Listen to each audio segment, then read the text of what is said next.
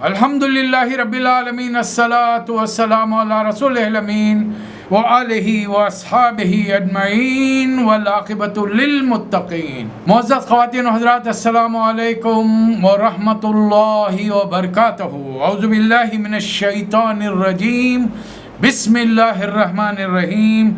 الذین آتیناہم الکتاب من قبلہ ہم بہ یؤمنون وَإِذَا يُتْلَى عَلَيْهِمْ قَالُوا آمَنَّا بِهِ إِنَّهُ الْحَقُّ مِنْ رَبِّنَا إِنَّا كُنَّا مِنْ قَبْلِهِ مُسْلِمِينَ أُولَئِكَ يُؤْتَوْنَ أَجْرَهُمْ مَرَّتَيْنِ بِمَا صَبَرُوا صدق اللہ مولانا العظیم۔ سورہ قصص کی آیت نمبر 53 اور 54 کا ایک حصہ تلاوت کیا ہے، ترجمہ سماعت فرمائیے۔ جن لوگوں کو اس سے پہلے کتاب دی گئی تھی، یعنی قرآن مجید سے پہلے، وہ اس کتاب پر، قرآن پر ایمان لاتے ہیں، اور جب یہ ان کو سنایا جاتا ہے تو کہتے ہیں کہ ہم اس پر ایمان لائے، یہ واقعی حق ہے ہمارے رب کی طرف سے، ہم تو پہلے ہی سے مسلم تھے، فرما بردار تھے اللہ کے۔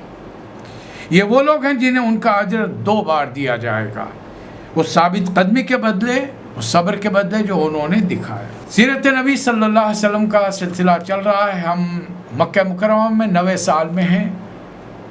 نبی کریم صلی اللہ علیہ وسلم کا قبیلہ بنو ہاشم اور دوسرا قبیلہ بنو مطلب، دونوں کا قریش مکہ نے سوشل بائیکاٹ کیا ہے 7ویں سال سے۔ یہ تیسرا سال چل رہا ہے۔ ایک روایت ملتی ہے کہ اس بیچ میں چونکہ 6 سال صحابہ اکرام کی ایک بڑی تعداد حبشہ جا کر بس گئی تھی، اور وہاں پر مکالمہ بھی ہوا شاہ نجاشی کے ساتھ، جس کے نتیجے میں شاہ نجاشی نے ان لوگوں کو پناہ دی اور بہترین طریقے سے پیش آیا۔ نئے نبی کی گفتگو سن کر کے، نئے نبی کی آمد سن کر، حبشہ سے 90 سال نبوت کے 20 سے 30 علماء کا ایک گروہ مکہ پہنچا۔ نبی صلی اللہ علیہ وسلم کبھی کبھار اس وادی سے، گھاٹی سے باہر آتے تھے۔ آپ کو جب اطلاع ملی تو ان سے ملاقات کی، کعبۃ اللہ کے پاس ملاقات ہوئی، بات چیت ہوئی، اور پھر ان لوگوں نے اسلام قبول کر لیا۔ ان کی آمد اور نبی صلی اللہ علیہ وسلم سے گفتگو کو دیکھ کر بہت سارے لوگ ٹٹک کے وہیں کھڑے رہ گئے کہ دیکھیں کیا ہو رہا ہے۔ اب جب پتہ چلا کہ یہ نئے آنے والے ایمان لائے ہیں تو ابو جہل ان کو روک کر کھڑا رہ گیا اور ان کو برا بھلا کہا، لیکن انہوں نے بڑا پیارا جواب دیا۔ وَإِذَا سَمِعُوا اللَّغْوَ أَعْرَضُوا عَنْهُ وَقَالُوا لَنَا أَعْمَالُنَا وَلَكُمْ أَعْمَالُكُمْ سَلَامٌ عَلَيْكُمْ لَا نَبْتَغِي الْجَاهِلِينَ۔ جب اس کی بےہودہ گفتگو سنی تو کہنے لگے کہ ہمارے اعمال تمہارے ساتھ ہیں، تمہارے اعمال تمہارے ساتھ ہیں، تم پر سلامتی ہو بھائی، ہم جہالت کا رویہ اختیار نہیں کرتے، ہم تو سے کوئی بحث و تکرار کرنا نہیں چاہتے۔ اس لیے میں نے سورۃ القصص کو نبوت کے 90 سال میں لیا ہے۔ آئیے دیکھیں اس سورے میں اللہ تعالیٰ نے نبی صلی اللہ علیہ وسلم سے کیا خطاب کر کے ہدایات دی ہیں۔ بہرحال اس ایک اور سورہ ہے جس میں حضرت موسیٰ علیہ السلام کا بڑا تفصیلی تذکرہ ہے۔ تاسین میم، تلک آیات الکتاب المبین، یہ اس کتاب کی آیات ہیں جو بڑی واضح اور کھلی ہوئی ہیں۔ نتلو علیک من نبأ موسیٰ، نبی صلی اللہ علیہ وسلم ہم آپ کو موسیٰ علیہ السلام اور فرعون کا کچھ حال ٹھیک ٹھیک سناتے ہیں، اور یہ ان لوگوں کے لیے فائدہ مند ہے جو ایمان لا رہے ہیں۔ فرعون نے زمین میں بڑی سرکشی کی اور باشندوں کو گروہوں میں تقسیم کر دیا تھا، ایک حکمران طبقہ، دوسرا ماتحت، اور یہ ماتحت مسلمان تھے۔ یاد رکھیں، جس دور میں مسلمان اللہ کے دین سے منہ موڑیں گے، اللہ تعالیٰ اپنے نافرمان بندوں کو ان پر مسلط کر دے گا، اور یہ زیادہ دیر کی بات نہیں۔ گزشتہ 80 سال پہلے کی تمام سننے والے، اردو سننے والے اپنی تاریخ اٹھا کر دیکھیں، سب کانٹیننٹ کی، ہم انگریزوں کی غلامی میں تھے 200 سال۔ چند ہزار انگریزوں نے 33 کروڑ ہندوستان کے رہنے والوں پر حکومت کی تھی، اور جاتے جاتے اپنی تہذیب میں کسی حد تک وہاں کی قوم کو اور مسلمانوں کو ڈھال کر چلے گئے۔ آج اسی چیز کو ہم ان کے طریقے کو اپنانا، اس پر چلنا ہم ترقی سمجھتے ہیں۔ آئیے پھر دوسرے اس نے سزا کے طور پر کہ جنجومیہ نے اطلاع دی کہ اس سال ایک ایسا لڑکا پیدا ہونے والا ہے جس سے تیری سلطنت کو خطرہ ہوگا۔ وقت کے بادشاہ نے حکم دیا کہ جہاں لڑکا پیدا ہو قتل کر دو۔ یذبحوا ابناءہم ویستحیی نساءہم۔ اب بتائیے یہ سال کی جو نسل ہوگی 15-20 سال کے بعد میں جب جوان ہو جائیں گے تو لڑکوں کی کمی، اور صرف لڑکیاں جیتے رہیں گی، شادیاں کس سے ہوں؟ اور حکمران طبقہ تو چھوڑے گا نہیں۔ آج بھی ہمارے ملک میں جائیے، تاریخ آپ کو اخبارات بتائیں گے، کسی کا نام لے کر کسی کو تہمت الزام لگانا ہمارا مقصد نہیں ہے۔ جو ملک میں ہو رہا، اب تو سائنس نے اتنی ترقی کی ہے، ٹیکنالوجی نے اتنی ترقی کی، کوئی واقعہ چھپا ہوا نہیں ہے، بلکہ فوری وائرل ہو جاتا ہے، دکھ کے آ جاتا ہے۔ کئی 100 سال کی غلامی کے بعد اللہ تعالیٰ کو رحم آیا، اللہ تعالیٰ کو امت مسلمہ پر بھی رحم آیا۔ 56 مسلمان ملک کسی نہ کسی کے تابع تھے، آزاد ہو گئے۔ یہ جو نیشنل ڈے منایا جاتا ہے، یہ آزادی ہے۔ اب یہاں اللہ کیا فرما رہا سنیے، وَنُرِيدُ أَن نَمُنَّ عَلَى الَّذِينَ اسْتُضْعِفُوا فِي الْأَرْضِ، اور ہمارا ارادہ تھا کہ مہربانی کریں ان لوگوں پر جو زمین میں ذلیل کر کے رکھ دیے گئے تھے، اور انہیں حکومت عطا کریں اور اس کا زمین کا وارث بنائیں۔ اب اس کے لیے اللہ نے کوئی محیر العقول طریقہ اختیار نہیں کیا، بس ایک لڑکا پیدا ہونے والا ہے، لیکن ایک علم ہے، علم نجوم، جس کی بنیاد پر کچھ لوگوں کو کچھ باتیں معلوم ہو جاتی۔ حضرت علی کا خور سن لیجئے، علم نجوم سچا ہے، اس کا بیان کرنے والا جھوٹا ہے، الا ماشاءاللہ۔ نجومیہ نے اطلاع دی، اللہ بھی چاہ رہا تھا کہ فرعون کے ظلم کو اور مہمیز دے اور آگے بڑھائے اس کو، تاکہ جب پکڑا جائے تو پھر وہ کسی قسم کا ایکسکیوز پیش نہ کر سکے، معذرتیں نہ کرے قیامت کے دن۔ ادھر اللہ تعالیٰ نے ایک خاتون کو وحی کر دی، وَأَوْحَيْنَا إِلَىٰ أُمِّ مُوسَىٰ، مسلمان گھر کی خاتون ہیں، غلام ہیں، غلاموں کی بستی میں رہتی ہیں، ظاہر ہے جھوپڑوں میں چھوٹے ٹوٹے پھوٹے مکانات میں رہتے ہیں، حاملہ ہیں، دیندار گھرانہ ہے۔ اب اللہ تعالیٰ ان کے 2 بیٹوں کو ایک ساتھ نبی بنانے والا ہے، اس لیے اللہ نے وحی کی۔ ابھی جو بیٹا ہو رہا ہے، پہلا بیٹا ہو گیا، حضرت ہارون پیدا ہو چکے، بڑے بھائی ہیں، اب دوسرا بیٹا ہو رہا ہے۔ اللہ تعالیٰ ان کو مین رول دینا چاہتا ہے، موسیٰ علیہ السلام۔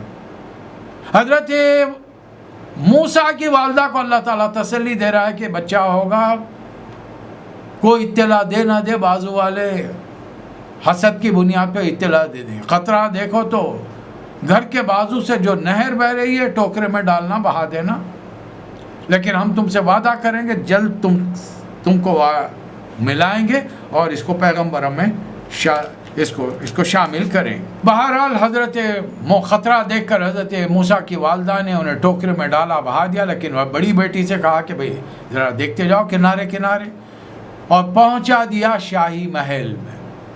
شام کا وقت ہے، محل کی سیر کر رہی ہیں، میں ملکہ اور بادشاہ، اچانک نظر پڑی ٹوکرے میں ایک بچہ نظر آیا، بڑا خوبصورت، بڑا جاذب نظر، صحت مند، تندرست، پیغمبر ویسے خوبصورت تندرست ہوتے ہیں۔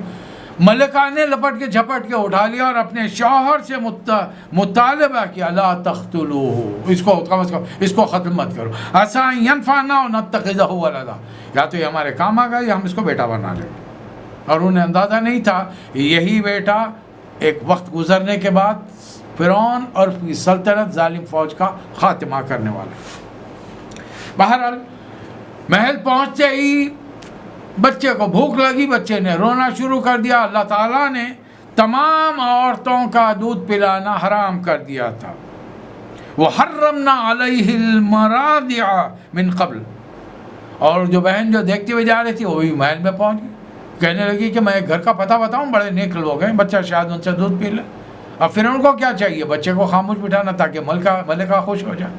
فوری حضرت موسیٰ علیہ السلام کی والدہ کو بلایا گیا اور دودھ کے نبی کریم صلی اللہ علیہ وسلم کی حدیث ملتی ہے کہ اللہ رحم کرے موسیٰ کی ماں پر 2 اجر ملے انہیں، ایک دنیا میں فوری بادشاہ کے پاس دودھ پلانے کا اپنے بیٹے کو، اور بادشاہ علی علم ہے، اور دوسرے اللہ کے پاس اجر ملے گا اولاد کو دودھ پلانے کا۔ حضرت موسیٰ علیہ السلام محل میں پیدا ہوئے، جھوپڑے میں پرورش پائی محل میں، وَلَمَّا بَلَغَ أَشُدَّهُ، ایسی عمر میں پہنچے جہاں پوری حکمت دانائی جسم مضبوط ہو جاتا ہے۔ بلاغت کا صرف 14-15 سال نہیں ہے، بلکہ بہرحال ان روایات میں ہے کہ اپنی قوم کے لیے بہت سارے کام کیے۔ پتہ چل گیا بعد میں ایک حصہ تک کہ میں فرعونیوں میں سے نہیں، قبطی النسل لوگوں میں سے نہیں ہوں، اس لیے کہ ملکہ کی محبت میں میرے ساتھ رویہ تو اچھا ہوتا ہے، لیکن عام آدمی مجھے صحیح احترام کی نظر سے نہیں دیکھتا، مجھے وہی سمجھتا ہے۔ بادشاہ سے کہہ کر بہت سارے مسلمانوں کے لیے کام کرائے، خاص طور پہ ہفتہ وار چھٹی، اوقات کار کی ٹائمنگ کا محدود کرنا۔ بادشاہ کو سمجھایا 24 گھنٹے کام لگے تو یہ تو ختم ہو جائیں گے، اور ایک نسل کو تو تم نے ویسے قتل کر دیا ہے۔ اب قوم میں مرد ہی نہیں ہوں گے تو کھیتی باڑی کا، مزدوری کا کام، عمارتیں بنانے کا کون کرے گا؟ پھر اب یہ جو بچ گئے ہیں بوڑھے، ان پہ شدت سے محنت کا بوجھ ڈالو گے تو یہ بھی ختم، نسل ختم ہو جائے گی وقت سے پہلے۔ بہرحال یہ تمام چاہ ایک بار الصبح شہر میں داخل ہو رہے، دیکھا 2 آدمی لڑ رہے ہیں، ایک اپنی قوم کا مسلمان ہے اور ایک فرعونی ہے۔ آگے بڑھے، فدیہ خزیہ چکانا چاہا، لیکن آپ کو معلوم ہے جو حکمران قوم ہوتی ہے وہ کسی کو بھی کچھ نہیں سمجھتی۔ اب ہو سکتا ہے اس نے کوئی بدتمیزی کی، موسیٰ علیہ السلام نے گھوسا مارا۔ انہیں خود اندازہ نہیں تھا کہ ان کے گھوسے کا کیا اثر ہوگا، وہ آدمی کو گھوسا پڑا، گرا، مر گیا۔ موسیٰ علیہ السلام کو بڑی پریشانی ہوئی، کہنے لگے ہاتھ من عمل شیطان، یہ تو بڑا شیطانی عمل ہے، انو عدو مضل مبین۔ اب اللہ سے دعا کی، ربی انی ظلمت نفسی فاغفر لی فغفر له، پروردگار میں نے اپنے نفس پر ظلم کیا ہے، مجھے معاف کر دیا۔ اللہ نے معاف کر دیا۔ پھر اللہ سے دعا کی، ربی بما انعمت علی فلن اکون ظہیرا للمجرمین، اللہ اب جب کہ تو نے میری مدد کی ہے، اب مجھے ان ظالموں کا مددگار نہ رہے۔ گھر چلے گئے، دوسرے دن پھر صبح نکلے، وہی آدمی مسلمان، پھر کسی سے جھگڑا کر رہا ہے۔ اب یعنی یہ لگتا ہے کہ یہ شاید یہ ایمان والوں کے اندر جو علم کا صحیح دین کا علم نہیں رکھتے، ان میں یہ کمزوری پائی جاتی ہے کہ ہمیشہ جھگڑتے رہو۔ پھر اس نے موسیٰ علیہ السلام کو آواز دی، موسیٰ علیہ السلام کو شاید اس پر بھی غصہ آیا، ارے کم بخت تو روز کسی نہ کسی سے جھگڑتا ہے۔ آگے بڑھے، اب ظاہر طاقتور صحت مند تندرست انسان ہے، نبی تو ویسے ہی ہوتے ہیں۔ اب وہ جو دشمن کا قبطی نسل تھا، اس نے موسیٰ علیہ السلام کو جب اس حالت میں دیکھا تو کہنے لگا کہ اے موسیٰ، کیا تم چاہتے ہو کہ اس زمین پر جبار بن کر رہو اور کسی قسم کا کوئی کار خیر کرنا نہیں چاہتے؟ اتنے میں دور کے علاقے سے ایک آدمی آیا، کہنے لگا کہ اے موسیٰ، فرعون کے دربار میں پتہ چل گیا ہے کل جو آدمی قتل ہوا اس کا قاتل کون ہے، آپ کے بارے میں کہ آپ نے قتل کیا ہے۔ اب طے یہ پایا ہے کہ سرداروں نے آپ کو قتل کر دیا جائے گا۔ پہلے ان کے دل میں کھچڑی پک رہی تھی، غیر قوم کا ہے، ہمارا نہیں ہے، ٹوکرے میں بہتا ہوا پا لیا، ملکہ کی محبت میں ہم نے اس کو تو اپنا لیا تھا، لیکن اب کیا ہوگا؟ اب تو موقع مل گیا ہے، اب ملکہ بھی کچھ بول نہیں سکتی کہ ایک آدمی کو قتل کیا ہے فرعون نے۔ لہذا اس نے مشورہ دیا کہ فوری بستی چھوڑ کر باہر جاؤ۔ اب دیکھیں موسیٰ علیہ السلام بستی چھوڑ کر کیسے نکل رہے ہیں، یہ ان کے بشریت کے تقاضوں کے تحت یہ جملہ اللہ نے قرآن میں بیان، فخرج منہا خائفا، یہ خبر سنتے ہی موسیٰ سہمے ہوئے ڈرتے ہوئے نکلے، یہ ترقب، بلکہ پلٹ کے بھی پیچھے مڑ کر بھی نہیں دیکھا، اور دعا کی ربی نجنی من القوم الظالمین، اے اللہ ظالم قوم سے مجھے بچا لے۔ بڑے دور کے علاقے تک چلے گئے، مدین پہنچ گئے، وہاں بستی میں داخل ہوئے، شاید تالاب کوئی کنواں وغیرہ ہوگا جہاں پہ لوگ پانی پلاتے ہیں بستی کے باہر۔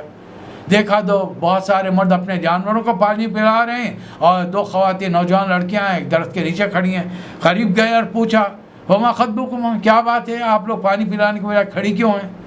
تو ان خواتین نے بڑا مختصر جواب دیا، جب تک یہ مرد پانی پلا نہ لے ہم نہیں پلا سکتے۔ وہ ابونا شیخن کا بھی ریزن بھی بتا دیا کہ تاکہ کوئی خیال نہ کریں کہ بڑی فیشنیبل لڑکیاں ہیں باہر گھومتی پھرتی ہیں، نہیں، ہمارے والد انتہائی ضعیف ہیں، کوئی دوسرا کوئی مرد نہیں، اس لیے ہمیں آنا پڑتا ہے۔ اتنا سننا تھا کہ ان کے جانوروں کو لیے آگے بڑھے۔ موسیٰ علیہ السلام کا لباس، ان کی جسامت، شخصیت کو دیکھ کر مجموعہ تو کائی کی طرح چھٹ گیا ہوگا، جانوروں کو پانی پلایا، فوری دے ان کے لڑکیوں کے حوالے کیا، لڑکیاں جانوروں کو لے کر گھر چلی گئیں۔ موسیٰ علیہ السلام ایک درخت کے نیچے جا کر بیٹھ گئے، اللہ سے دعا کی۔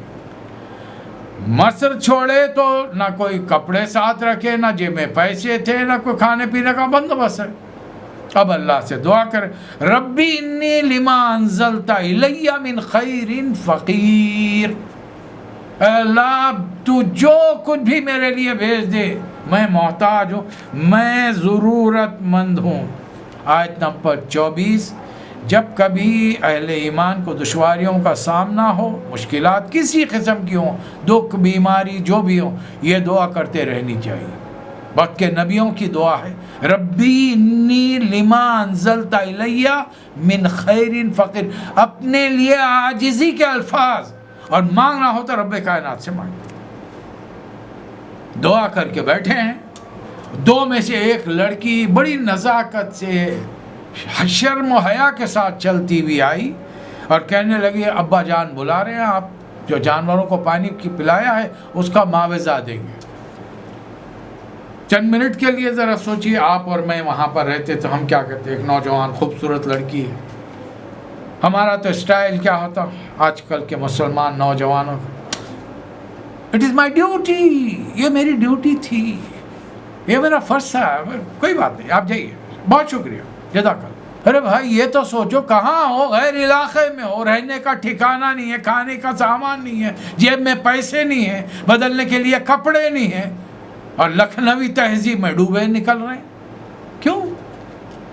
سیدھے سادے رہیے نا، نبی سیدھے سادے تھے۔ لڑکی نے بلایا، سیدھا اٹھ کے ان کے ساتھ چلے گئے، اور نہ صرف گئے بلکہ وہ بوڑھے صاحب کو، دونوں لڑکیوں کے والد کو جب دیکھا، اپنا پورا قصہ بیان کر، دیکھیے جہاں بھی جائیں اپنی پوری بات حقیقت کے ساتھ بیان کریں، مبالغہ آرائی نہ ہو، کہانی اور ڈرامہ بازی نہ ہو، اس کے اندر حق بات ٹو دی پوائنٹ بتا دی جائے۔ تمام بات چیت سن کر، اب جب ایک نوجوان جس نے مدد کی لڑکیوں کی، انہی کے باپ سے بات کرا، تو دونوں لڑکیاں پردے کے پیچھے کھڑی ہوں گی، سن رہی ہوں گی بات چیت۔ تو وہ بزرگ صاحب نے فرمایا کہ اللہ تعالیٰ نے تم کو بچا لیا ہے۔ اتنے میں ایک بیٹی نے مشورہ دیا، ابا جان استاجر ہو، ان کو اجرت پر رکھ لیجئے، ملازم رکھ لیجئے، ان خیر من استاجرتا القوی الامین، اور ملازمت یہ ہے ہمارا مین پاور مینجمنٹ۔ اگر آپ کوئی کاروبار کرنا چاہ رہے ہیں، فیکٹری کھولنا چاہ رہے ہیں، کیسے لوگوں کو اپوائنٹ کریں گے آپ؟ ہیومن ریسورسز مینجمنٹ ہے، یہ قرآن سکھا رہا ہے آپ کا۔ صحت مند تندرست ہو، امانت دار ہو، پہلی چیز جو ہے امانت دار ہونی چاہیے۔ اب یہ صحت مند تندرست کا مطلب یہ ہے کہ سارے پہلوانوں کو لے، اور دفتری بھی کام ہوتے ہیں، چھوٹے موٹے کام بھی ہوتے ہیں، سب وزن اٹھانے کے کام ہی نہیں ہوتے کہ پہلوان وہاں پہ رکھ لیے جائیں۔ اب بیٹیوں کا مشورہ سن کر حضرت نے، لگتا ہے بڑے تجربہ کار تھے، بڑا کم وقت میں انہوں نے ایک بڑا بہترین ڈیسیشن لے لیا۔ موسیٰ علیہ السلام کے حالات سن کر انداز لگایا کہ نوجوان کوئی معمولی نہیں ہے، اچھے کھاتے پیتے گھرانے کا ہے، لباس سے پتہ چل رہا، صورت شکل سے، شاہی محل کی پرورش اور آداب اخلاق بات چیت سے اندازہ ہو رہا ہے۔ انہوں نے ایک فوری ڈیسیشن لے لیا اور کہنے لگے، انی ارید ان انکحک احدی ابنتیہ، میں چاہتا ہوں کہ دو میں سے ایک بیٹی کا نکاح تم سے کر دوں۔ اتنا جلدی ڈیسیشن کسی غیر آدمی کے بارے میں لینا بہت مشکل ہے، یہ تو پورے تجربے کی بات ہے۔ صرف ملازمت کیوں نہیں، ملازم کیوں نہیں رکھ لیا؟ اس لیے کہ خوبصورت نوجوان اور گھر میں نوجوان لڑکیاں، یہ آگ اور پانی کا میل ہو نہیں سکتا۔ خواہ خواہ کے مشکلات میں پڑنے کے بجائے سیدھا سیدھا ایک رشتہ طے کر دو، دور رس فائدے ہیں۔ نمبر ایک، دوسری بیٹی تو ویسے ہی سیف ہو گئی، ورنہ کیا پتا حسین نوجوان ہیں، دونوں فدا ہو جائیں گے، اور نوجوان کے دل میں ایک بگاڑ ہو، دونوں کو خراب کر کے رکھ دیں۔ پاسبلٹیز آر دیر، تمام چیزیں ممکن ہیں، وی کانٹ ڈینائی۔ یا پھر دوسری چیز، ایک سے نکاح کر دو، دوسری سالی بن جائے گی، خود بخود سیف ہو گئی۔ اور دونوں بڑی بہن اور بہن بھائی مل کے اس کا نکاح کر دیں گے۔ پھر تیسری چیز، بڑے میاں کا بڑے لمبے عرصے سے وہاں ہوں گے تو علاقہ ہے، زمینات ہیں، جائیداد ہے، جو دیکھ ریکھ ہو جائے گی، نوکر چاکر کا نگرانی کرنے والا ایک مالک کی حیثیت سے آئے گا، جو کا ذمہ داریاں بڑے میاں نبھا نہیں سکتے. چلیے تو کہنے لگے کہ مہر دینے کے لیے کچھ ہے، کچھ نہیں ہے، ہزارے خالیات ہیں. 8 سال یہاں پر میرے پاس کام کرو، 10 سال اگر کرو تو تمہاری مرضی. حضرت موسیٰ علیہ السلام نے فرمایا کہ جو بھی وقت میرے لیے سوٹ کرے گا اس کے حساب سے میں اس وقت فیصلہ کروں گا، ابھی نہیں. 8 میں ہو گیا، مجھے جانے کی ضرورت پڑی، میں چلا جاؤں گا. 10 ہو گیا. رسول اللہ علیہ وسلم کی پھر حدیث ملتی ہے کہ یقیناً حضرت موسیٰ علیہ السلام نے احسان کے درجے میں 10 سال اپنے سسر کی خدمت کی ہوگی. چھوٹی سالی کی شادی ہو گئی، اس کا شوہر آ گیا، اب دیکھ ریکھ جائیداد کا والے مل گئے. اب موسیٰ علیہ السلام نے 10 سال کے بعد میں سوچا کہ اب تو مقدمہ بھی ٹھنڈا پڑ گیا ہوں گا، پتہ نہیں فرعون ہے یا نہیں ہے، چلو چلتے ہیں. جا رہے ہیں طور کے دامن پر، اللہ تعالیٰ نے پکارا، یا موسیٰ انی انا اللہ رب العالمین، میں ہوں اللہ تمہارا رب العالمین. واحد ایک انسان جس سے اللہ تعالیٰ نے زمین پر براہ راست گفتگو فرمائی، حضرت موسیٰ علیہ السلام کلیم اللہ. دیکھیے میں بار بار اتنی تفصیل سے اس لیے دہرا رہا ہوں کہ یہ قصہ آپ کے ذہن نشین ہو جائے، آپ اپنے بچوں کو بتائیں، اپنے جب چھٹی جائیں تو اپنے عزیزوں اور رشتہ داروں کو آتھنٹسٹی کو بتائیں. قرآن سے ہے یہ، احادیث کی روشنی، مستند احادیث کی روشنی میں بیان کرو. راستے میں روک کر اللہ نے بتا دیا. ہاتھ میں کیا ہے؟ لاٹھی ہے. کیا کرتے ہو؟ پتے جڑاتا ہوں، جانوروں کو ہانکتا ہوں، وغیرہ وغیرہ. اچھا ذرا زمین پر ڈالنا. جیسے ہی زمین پر ڈالا، کنا جانو واللہ مدبر، پھر اللہ نے فرمایا ولم یعقب، لاٹھی زمین پہ پڑی، زندہ سانپ بن گیا. تیزی سے حرکت کرنے والا موسیٰ علیہ السلام پلٹ کے بھاگے. اللہ نے فرمایا یا موسیٰ اقبل لا تخف. تو پتہ چلا پیغمبر ڈرتے ہیں انہونی چیز سے. سانپ سے کون نہیں ڈرے گا بھائی؟ صلاح لیتے بیٹھیں گے. اب جو لوگ سانپ کو خدا سمجھ کے بیٹھے ہیں، اپنے گھروں میں بل بنائے اور ایک آدھ سانپ وہاں بستا ہے، آپ کا کیا خیال ہے ان کا چھوٹا بچہ کبھی کھیلتا ہوا جائے، معصوم 1.5-2 سال کا رینگتا ہوا، اور اس بل میں ہاتھ ڈالے تو وہ خطرہ سمجھ کر سانپ کیا کرے گا؟ میرے بھگت کا بچہ ہے بول کے چھوڑ دے گا اس کو یا ڈس لے گا؟ اس لیے کہ اگر اسے شعور ہوتا تو اسے معلوم ہوتا کہ یہ تو مجھے خدا سمجھتا ہے، میں اس کا خدا ہوں، اپنے بھگت کے، اپنے ماننے والے کے بچے کو کیسا ڈسوں؟ لیکن وہ تو ایک جانور ہے. میرے خدا سمجھنے سے تو خدا نہیں بنے گا نا. کچھ خدائی صفات ہونی چاہیے اس میں ہے. وہ تو جب زمین کی دھمک ہوتی ہے، کسی کے چلنے کی آواز آتی ہے، تب اسے معلوم ہوتا ہے کہ ہاں بھائی کوئی خطرہ میرے پاس آ رہا ہے. وہ پھن پھول کر کھڑا رہ جاتا ہے خطرے سے بچنے کے لیے.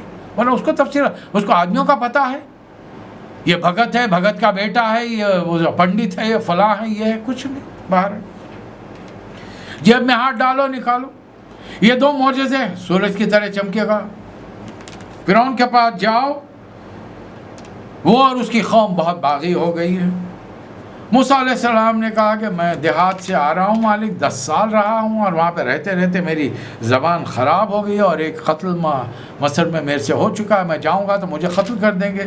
زبان کا مسئلہ یہ ہے کہ وہ اخی ہارون ہوا افصح منی لسانا، یہ ہے وہ دلیل میری کہ موسیٰ علیہ السلام ہکلے نہیں ہوئے تھے نا، آگ کا گولا انگارہ منہ میں ڈالے تھے. 10 سال دیہات میں رہ کے آئے، زبان بگڑ گئی. لکھنؤ میں رہنے والا اگر آ کر فصاحت بلاغت کے ساتھ بامبے حیدرآباد میں بات کرے گا تو آپ کا کیا خیال ہے؟ کیا جواب دے؟ کیا رے یہ جواب ملے گا تانگے والے، رکشے والے سے، آٹو والے سے. اس ادب و احترام سے پیش نہیں آئیں گے. اس سے کہ وہ زبان نام، اس سے وہ نابلد ہے، نہیں جانتے اس کو. وہ تو وہ جواب ہے، کیا میاں چلتے کیا؟ ہاں جی سر حاضر ہوں. بولے کہاں جانا ہے جناب؟ انہیں جب احترام سے مخاطب ہو رہا، جب آپ بغیر طریقے سے اسے خطاب کریں گے.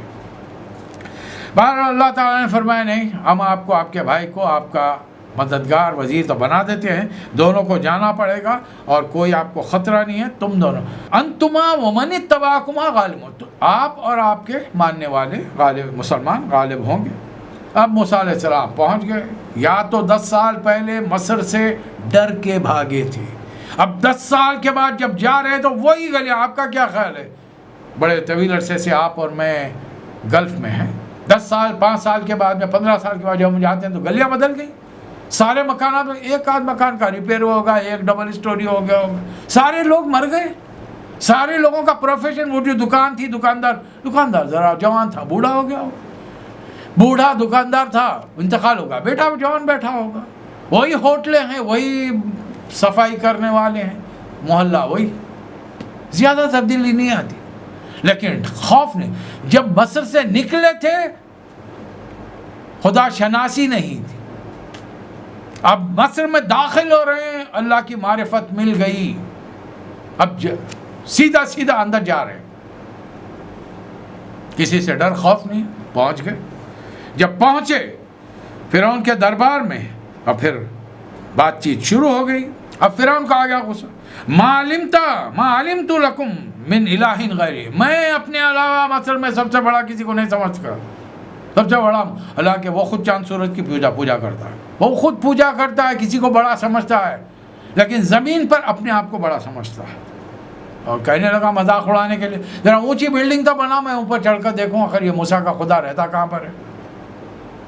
یہ ہر دور کے لوگ مذاق ٹھٹا بڑا کرتے رہیں گے، ایسی کوئی بات نہیں۔ 14ویں صدی میں بھی، گزشتہ صدی میں بھی ہو چکا ہے۔ روس کا پہلا لونا خلائی جہاز جب چاند پر پہنچا تو قروشیف نے، اس وقت کے وزیر اعظم نے، پریس کانفرنس میں کہا کہ ہم نے مسلمانوں کے خدا کو وہاں کہیں نہیں پایا، یعنی اس کے خیال میں مسلمانوں کا خدا چاند پر کہیں آفس کھول کے بیٹھا ہے، اور جو پہلا ایسٹروناٹ جاتا تو اسے انویٹیشن دیتا، چائے پلاتا، کھانے کی لنچ ڈنر کی دعوت دیتا اسے، یعنی اس کی پہنچ کہاں تک تھی؟ چاند تک۔ اس کی فرعون کی پہنچ کہاں تک تھی؟ ایک اونچی عمارت تک، 10 منزلہ 15 منزلہ۔ اسکائی اسکریپر کا بھی اس کا ذہن میں خیال نہیں تھا کہ 120 130 منزلہ بھی عمارتیں دنیا میں بننے والی ہے آنے والے دور میں، محمد صلی اللہ علیہ وسلم کی جوتیوں کے طفیل۔ لیکن قدر نہیں، نہ اسلام کی قدر ہے، نہ قرآن کی قدر ہے، نہ اللہ کی معرفت ہے، نہ رسول کے کام کو جانتے ہیں، رسول کے نام کو جانتے ہیں، کام کو نہیں جانتے۔ باہر اب وہ کہنے لگا وَإِنِّي لَأَظُنُّهُ مِنَ الْكَاذِبِينَ، فرعون کہہ رہا نہیں میں تو سمجھ رہا ہوں کہ تم تو جھوٹے ہو، نعوذ باللہ من ذالک۔ اللہ تعالیٰ نے پھر ذکر فرمایا کہ کس طریقے سے ہم نے اس کو ہلاک کر دیا۔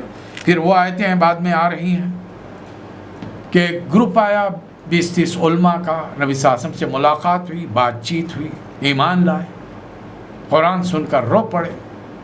آج بھی میں اللہ کا آخری پیغام کلام ہم سے جو خطاب کرتے ہوئے اللہ نے ہم سے خطاب کیا ہے، ہمارے لیے ہدایت دی ہے، سورہ مائدہ پڑھیے آیت نمبر 82-83 کے اندر، اگر یہ اہل کتاب عیسیٰ علیہ السلام کے ماننے والے وَإِذَا سَمِعُوا الْقَوْلَ، اگر وہ اسے سن لیں جو ہمارے رسول پر ہم نے نازل کی ہے، تَرَىٰ أَعْيُنُهُمْ تَفِيضُ مِنَ الدَّمْعِ، ان کی آنکھوں سے آنسو نکل آئیں گے۔ کہاں کر رہے ہیں میں تبلیغ؟ آپ ابھی تو ہماری تبلیغ تو مسلمانوں کے بیچ میں ایک دوسرے کو سننے سنانے میں چل رہی ہے۔ جس دن ہم ارادہ کریں گے کہ ہم میں جن کو اللہ نے جو صلاحیتیں دی ہیں، اپنوں کے علاوہ غیر مسلموں تک رسول اللہ صلی اللہ علیہ وسلم کے لائے ہوئے اس قرآن کے پیغام کو پہنچائیں گے، تو پھر دیکھیں گے دنیا میں کتنے بڑے پیمانے پر تبدیلی آئی۔ یہ ایسا بھی نہیں ہے کہ کوئی کام نہیں کر رہا ہے، لیکن جتنے پیمانے پر کام کرنے کی ضرورت ہے اس کا 2-4% بھی ہم انجام نہیں دے رہے ہیں۔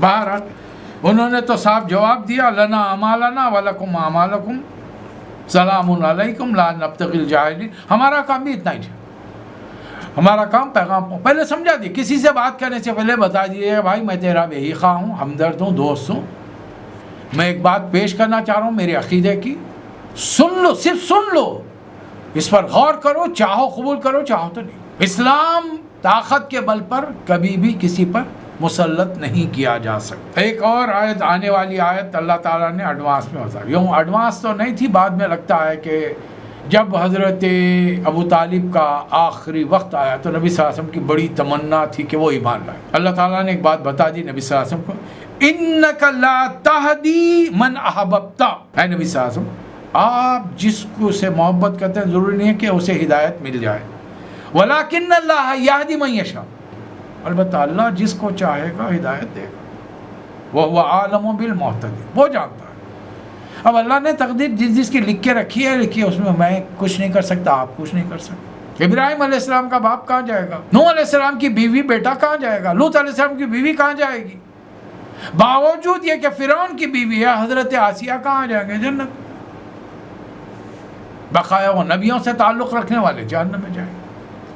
بہرحال یہ فیصلہ ہمارا نہیں اور نہ بھی فیصلہ ہوا ہے۔ بہت سارے لوگ آپ سے سوال کریں گے حضرت علی کی محبت میں کیا ان کے والدین، حضرت علی کے والدین جہنم میں جائیں گے؟ نعوذ باللہ۔ ارے بھائی فیصلہ میرا ہے، آپ کا ہے، کس کا ہے؟ قیامت میں ہوگا نا، ہمیں نہیں معلوم۔ سیدھی سی بات یہ ہے کہ فیصلے ابھی نہیں ہوئے، فیصلے قیامت میں ہوں گے۔ یغفر لمن یشاء ویعذب من یشاء، اللہ جس کو چاہے گا معاف کر دے گا، جس کو چاہے نہیں معاف کرے گا، ہمارے ہاتھ میں نہیں۔ مکے والے اصل میں ایمان لانا کیوں نہیں چاہتے؟ آج دنیا والے ایمان لانا کیوں نہیں چاہتے؟ مکے والوں کا معاملہ سن لیجئے۔ قالوا ان نتبع الہدی ما کا نتخطف من ارضنا، اگر آپ کی ہدایت کی ہم پیروی کر لیں گے تو زمین میں ہمارے کو جگہ نہیں ملے گی جینے کی، ہر کوئی ہم پر ٹوٹ پڑے گا۔ اور آج لوگ کیوں نہیں مانتے؟ ان کی آزادی میں خلل پڑ رہا ہے۔ ایک ملک کی 25% آبادی حرامیوں پر مشتمل ہے۔ انلیگل چائلڈ کیسے آ گئے؟ نکاح نہیں ہے وہاں پر، آزاد تعلقات ہے، کون کس کے ساتھ ہے آپ کچھ نہیں کہہ سکتے۔ اب آج جا کر اسلام کی بات کریں گے اس عورت کو جو کم سے کم کپڑوں میں دکھائی دینے میں اپنی خوبصورتی اور اپنی جاذبیت سمجھتی ہے، اس کو پردے میں رکھنا چاہیں گے تو وہ لوگ قبول کر لیں گے۔ فری سیکس سوسائٹی کے اندر آپ جا کر اسلام کی سزائیں رجم 100 کوڑے مان لیں گے اس کو۔ جن لوگوں نے ایک موٹو بنایا کہ بس مالدار کو مالدار بننا ہے کیپٹلزم کے ذریعے، لیکن اسلام اس کی دعوت نہیں دیتا۔ مساوات قائم کرو، معاشی مساوات ہونی چاہیے۔ تم کو اللہ نے 10 روٹیاں کھانے کے لیے دی ہیں، ایک آدھ غریب کو بھی کھلاؤ۔ کتوں کو تو کھلا رہے ہو، بلیوں کو کھلا رہے ہو، انسانوں سے تم بے خبر ہو۔ اصل ان کو ڈر ہمارے عزم سے ہے۔ ہم جن چیزوں کو نافذ، میرے اور آپ کے نماز پڑھنے سے انہیں کوئی پریشانی نہیں ہے، صرف نماز پڑھیے، وہ مسجدوں کو دھلا کر کارپیٹڈ کر کے دیں گے ہم کو، سڑکوں کو دھلا کر وہاں چٹائیاں بچھا کر دیں گے، پڑھیے عیدوں کی نماز ہے، جمعہ کی نماز ہے۔ آپ کے میرا روزہ رکھنے سے انہیں تکلیف نہیں ہے۔ بڑے بڑے راشٹرپتی بھون کے اندر وائٹ ہاؤس میں دعوتیں ہوں گی ہمارے علماء کی، ہمارے بڑے لیڈروں کی، افطار کی دعوتوں پہ وہ ساتھ بیٹھ کے کھا کر یکجہتی کا مظاہرہ کریں گے۔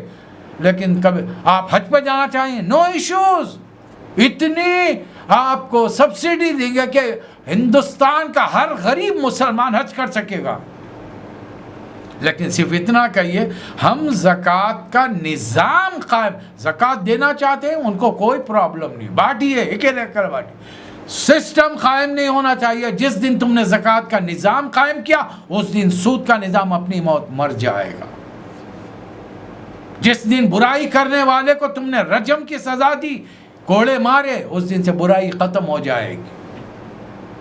وہ تو یہ نہیں چاہتے، سسٹم کے مخالف ہے، ورنہ ہم سے کوئی دشمنی نہیں۔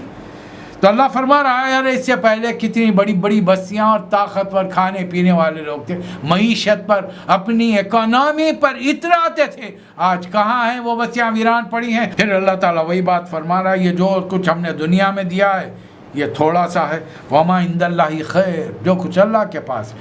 کتنی زندگی ملے گی انسان کو، کوئی انسان کیوں نہ ہو، بڑے سے بڑا عہدے دار، دولت مند، حسین، طاقتور، ایک وقت مقررہ کے بعد میں سب کو جانا ہے یہ دنیا۔ اس دنیا کی پرواہ کرو تم، اور وہاں تم سے پوچھا جائے گا کہ اللہ کے احکامات کی کتنی پرواہ کی، کتنا اس پر چلے تم۔ پھر اللہ نے آخر میں مثال دی، دولت کے پیچھے پڑے رہے تو ان قارون کان من قوم موسیٰ، قارون مسلمان تھا، موسیٰ علیہ السلام کی قوم میں سے تھا، لیکن دولت مل گئی، جا کر غیروں سے مل گیا۔ آج ہمارے کتنے جا کر غیروں سے ملے، تلوے چاٹتے ہیں ان کے، ان سے ملاقات کے لیے ترستے ہیں، ہاتھ ملانے کے لیے ترستے ہیں، چھپ چھپ کر ملاقاتیں کرتے ہیں۔ وجہ دنیا میں تھوڑا کھانے کمانے عیش کرنے کے موقع مل جائیں گے، کتنے کیا عیش ملے گا؟ چلیے کروڑوں کی دولت آپ کے اکاؤنٹ میں ٹرانسفر کر دی، غذا کی مقدار بڑھ گئی، پہلے 2 روٹی کھاتے تھے اب 10 کھا رہے ہیں، پہلے 1 مرغی کھاتے تھے اب 10 مرغی ایک وقت میں ڈکار جا رہے ہیں، پہلے 2 میٹر کے کپڑے میں جسم ڈھکتا تھا اب 15-20 میٹر کا کپڑا اوڑھ رہے ہیں، پہلے 6 فٹ کی چارپائی پر سوتے تھے اب 15 فٹ کے بیڈ کے اوپر سارے محل میں چکر مارتے پھرتے۔ فرق کیا ہو گیا؟ ایک آدمی کا جو ریکوائرمنٹ ہے اب بھی وہی ہے، لیکن ہوس۔ اور اس کے بارے میں رسول اللہ صلی اللہ علیہ وسلم نے کیا فرمایا؟ انسان کا پیٹ صرف قبر کی مٹی بھر سکتی ہے، ورنہ انسان اتنا حریص ہے کہ سونے کا ایک پہاڑ دے کر تمنا کرے گا ایک دوسرا بھی ہوتا تو کتنا اچھا ہوتا۔ ایک وادی اگر سونے کی ملے گی تو تمنا کرے گا ایک وادی اور مل گئی تو کیا ہوتا۔ چلیے ایک وادی دے دی، 50 کلو سونا آپ کو مل گیا، 3 دن کھانا نہیں ملے گا، کیا ہوگا؟ موت کے خوف سے ایک روٹی کے بس وہ 25 کلو سونا آپ 2 روٹیوں کے لیے دے تاکہ زندگی مل جائے۔ تو پھر ایسی دولت کس کام کی کہ جو ہماری زندگی نہیں بچا سکتی؟ اس کو اللہ تعالیٰ نے کس دولت سے نوازا تھا؟ الفاظ سنیے، وَآتَيْنَاهُ مِنَ الْكُنُوزِ، کنز جمع ہے کنوز، خزانے دیے تھے کہ ان خزانوں کی مَا إِنَّ مَفَاتِحَهُ لَتَنُوءُ بِالْعُصْبَةِ أُولِي قُوَّةٍ، ان خزانوں کی چابیاں اٹھانے کے لیے طاقتور آدمیوں کا ایک جتھا تھا، گروپ تھا صرف چابیاں اٹھانے کے لیے۔ ایک دن پورے تھاٹ کے ساتھ قوم کے سامنے لکھنا، جتنے سواریاں اس زمانے کی تھیں، سواریوں گھوڑوں کو سجا کر، بگیوں کو سجا کر، ساز و سامان، اپنے نوکر چاکر، غلاموں، کنیزوں، بیویوں، اولاد کے ساتھ پورا تھاٹ سے نکلا۔ ہم جیسے لوگ بستی کے کھڑے ہوئے تھے وہاں پر، اب جن کے دل میں دنیا سے رہتی ہے وہ تمنا کیا کہتے ہیں؟ ہاں اللہ، یہ اگر مجھے مل جاتا تو کیا ہوتا۔ ارے وہ تو میں تو بہت بڑی بات بتا رہا ہوں آپ کو۔ ہم لوگوں کا حال کیا ہے؟ آفس میں کسی کو تنخواہ 5 ریال بڑھ گئی تو ہم کیا کہتے ہیں؟ لکی ہے، انکریمنٹ ہوگا کتنا؟ 5 ریال۔ اس کو بھی ہم لکی سمجھتے ہیں اور یہ بھول جاتے ہیں کہ اللہ نے اس کے کام کے لحاظ سے اس کے بلکہ کام نہیں، اس کے ضرورت کے لحاظ سے بڑھا دیا اس کو۔ ہو سکتا ہے مجھے ضرورت نہیں ہوگی، اللہ نے نہیں بڑھایا، لیکن ہمارے سوچنے کا اندر بڑا غرور کیا اور تکبر کیا۔ لوگوں نے کہا کہ اللہ نے تجھے دیا ہے، لوگوں کے ساتھ حسن سلوک کر۔ اس کا جواب تھا نہیں، یہ کون کہتا ہے؟ اللہ نے دیا، انما اوتیتہ علی علم عندی، وہ جو نالج، وہ جو صلاحیت، قابلیت میرے پاس ہے، اس کی بنیاد پر یہ مجھے ملا ہے، دیا ویا کسی نے کہی۔ اللہ کو جلال آیا، دوسرے دن حکم ہوا زمین کا وہ خطہ زمین میں دھسا چلے جائے جہاں اس کا محل تھا۔ اور حدیث میں ہمیں ملتی ہے بات کہ ابھی بھی قارون زمین میں دھسا چلا جا رہا اپنے محل کے ساتھ، قیامت تک دھسا چلا گیا۔ اب وہ لوگ جو کل اس کے شان و شوکت کو دیکھ کہہ رہے تھے کہ کاش ہم کو بھی وہی ملتا، آج کہنے لگے الحمدللہ اللہ نے بچا لیا، ورنہ ہم کو بھی عذاب کا شکار ہونا پڑتا۔ فَخَسَفْنَا بِهِ وَبِدَارِهِ الْأَرْضِ، اس کو زمین میں دھسا دیا گیا۔ بہرحال اللہ رسول اللہ صلی اللہ علیہ وسلم کو تسلی دینا، ان الذی فرض علیک القرآن لرادوک الی معاد، اے نبی صلی اللہ علیہ وسلم، جس نے آپ پر، اللہ نے آپ پر یہ قرآن فرض کیا وہ آپ کو ایک بہترین انجام تک پہنچائے۔